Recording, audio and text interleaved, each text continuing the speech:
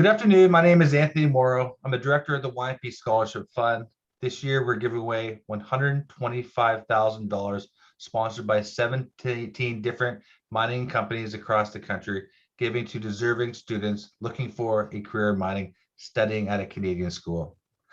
Today with me, I have Pierre Olivier Leroux. He's in his third and final year at Laval. He won the prestigious O3 Student Mining Quebec Scholarship for $15,000. So Pierre, thank you very much for joining me. Thanks for having me. Good morning. So let's just get right off the bat. You won the biggest scholarship the YMP Scholarship Fund has to give away. What do you do with all that money? Oh yeah, well, first of all, $15,000 is a lot of money. It's the biggest scholarship I've had in my life so far. I can't thank enough O3 Mining for this and YMP for giving me the opportunity to apply. So thanks for this. But yeah, it's a good amount of money. I'm at my last year of my undergraduate degree. And next year, well, I plan to go on graduate studies. So that will give a lot of financial support towards that degree. And actually, well, if everything goes as planned, I should come out of school out of debt. So this is awesome. I owe that to O3 Mining. Thanks you so much.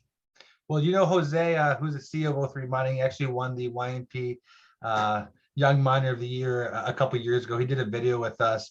And YMP is just here to give out the scholarships. It's really the companies that support and provide the money. So all the thanks really goes to O3. Now, what are your main thoughts on mining? How can we get more bright students like you to join the industry? Okay, well, what I think we don't stress enough about mining is how scientific and technical mining can be.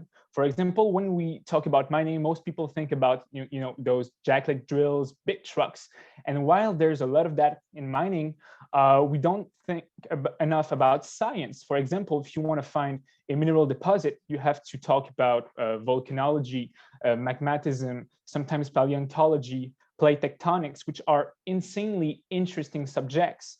I was interested into that as a child, but we don't talk about that enough. So I think that by talking about science, we could get more people interested into mining. I looked at your CV. It was very impressive. How many scholarships have you won? Oh, about a dozen so far, I believe, or 10 or 12, something like that. Yeah. Well, good for you. And I saw your marks. I've never seen so many A+ in my life. How do you do it? Oh, that's just hard work. I don't think I'm more intelligent than you are or anybody else, but I have a very strict work ethics. I put time into it. I'm interested into geology, so that helps a lot. But I think I would be, well, I would be a hard-working person, and that's it. If you work hard, if you're focused, well, you can do it too. Yeah, that's really great advice for everyone out there. There's not a big difference between people's intelligence when they really look at it. The real difference is how hard you work, and I can tell by that transcript that you probably work as hard as anyone else. Now, I'm sure you work really hard. I can see that, but you must have some fun every now and then. What are your personal interests? Oh, well, lately I don't get much free time, but when I do, okay, well, during winter, I'm a big time skier. I do backcountry skiing, telemark skiing, cross-country skiing. So I'm always somewhere on a slope. During summers, I do whitewater rafting. I own 2 different rafts. It's an illness, really. And besides that, I was involved in politics for a while, in provincial politics, where I was a camping volunteer for roughly 2 years. I've been playing music for almost 20 years. I play piano, guitar, bass guitar. I was in a band. And finally, I drive motorcycles. I feel great on a motorcycle. It gives me a smile. I go to school with my motorcycle. So yeah, that would be it. Wow, I feel you achieved more in life than I have already. How old are you? 20, 21? 24. Oh my God. Well, good for you. That's amazing. Music, politics. Do you actually want to get into politics when you're older? Or is that just a little hobby? So far, it's a hobby. I could go into politics, but politics would have to get me. I think I wouldn't stress it because, well, I have a mining career. I want to have a mining career first. What are you doing next year after you're done university? Okay, well, next year I'll try to get a postgraduate diploma in post-secondary education, because actually I like, while working as a mining professional, to teach people at college and university level. I think it's a great way to give back to the next generation of mining professionals. I'm a very sociable guy. I like science, as I told you. So I think, well, teaching while working in mining would be perfect for me. So what's your plan after you finish your master's? My master's degree, oh well, that's it. So working in mining as a professional, I really liked working in the Arctic before. It's very interesting, so I like to do that, and teach part-time in college. I know engineers and geologists who do that. They find it very enriching. They can give back to students. I like young people. I like to make jokes. I like to talk in front of them. So yeah, that's a mix between both. Okay, I get it. So you want to do some part-time teaching and full-time working. I get that. That's That's it. really amazing. Now you mentioned you want to work in the Arctic, and I'm gonna put you on the spot now. If you have to work anywhere in the world in mining, where would you want to work? I think I spoiled it. Actually, well, I was lucky enough to be born in Canada. Canada has a huge landmass. You can work 10 years in Quebec, then work 10 years in the Arctic, then 10 years in British Columbia, and have three very different careers. So I think Canada is a very interesting mining country. When I worked in the Arctic, I fell in love with the Inuits. I had so much fun with them. When I was stressed out, they would just calm things, and we would all smile. I really liked it there. Geography is awesome also. Well, it's like a cold desert, but there's also so many birds. It's very interesting as a geologist. So yeah, Canada. However, if there would be a contender, I think, well, it's not a country, but I think I would head to Africa.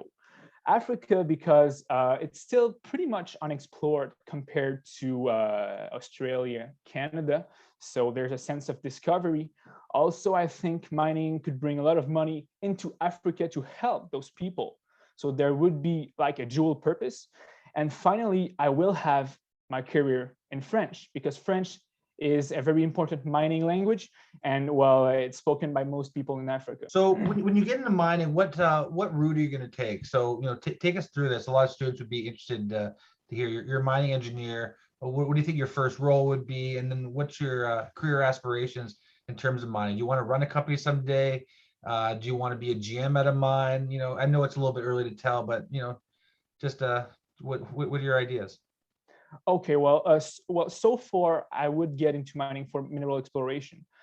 As I told you, I'm quite outdoorsy. I like to get outside. I'm traveling a lot, so I think as a traveler, well, mineral exploration would be the thing for me. And I think I join, major companies. My father works for Glencore. My grandfather used to work for Noranda. And they've always had great careers, great opportunities, and they were role models in my life. So I think I could do that too. And it would let me, teach part-time.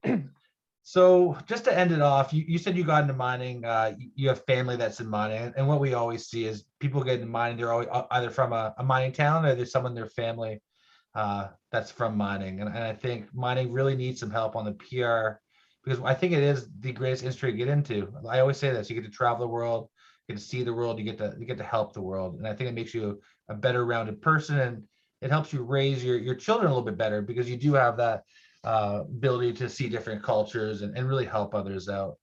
Now, how would you best describe mining, and what's the way you would convince someone to join mining if you're talking to them?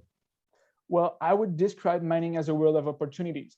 If you're good, if you have motivation, mining will let you live your dreams.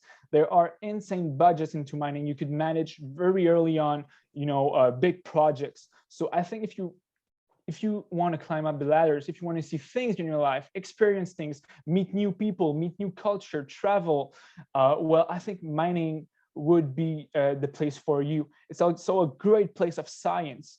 Geologists, engineer, chemists, all of those are, scientists. And if you want to apply science to a useful field, you were extracting metal you put into your Tesla car, into your cell phones, into your houses, well, mining might be for you. Well, that's great. Well, listen, I don't want to take up any more of your time. Thank you very much for participating in this interview.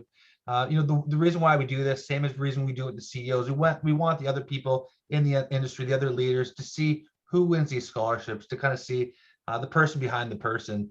And as you can see, Pierre's just like everyone else, just probably works a little bit harder. So thank you very much. So here we have Pierre Olivier Leroux. Take a long look at him. He's gonna be the next leader in the industry. He's in his final year at Laval. He won a $15,000 O3 mining scholarship. He also loves politics. He loves skiing. He plays the piano for the last 20 years. Very well-rounded individual. And I think any company would be very lucky to have you. And the YMP Scholarship Fund is happy to have you as a winner. So thank you very much for participating, and congratulations again. Thank you so much, Tony. And thanks for O3 Mining.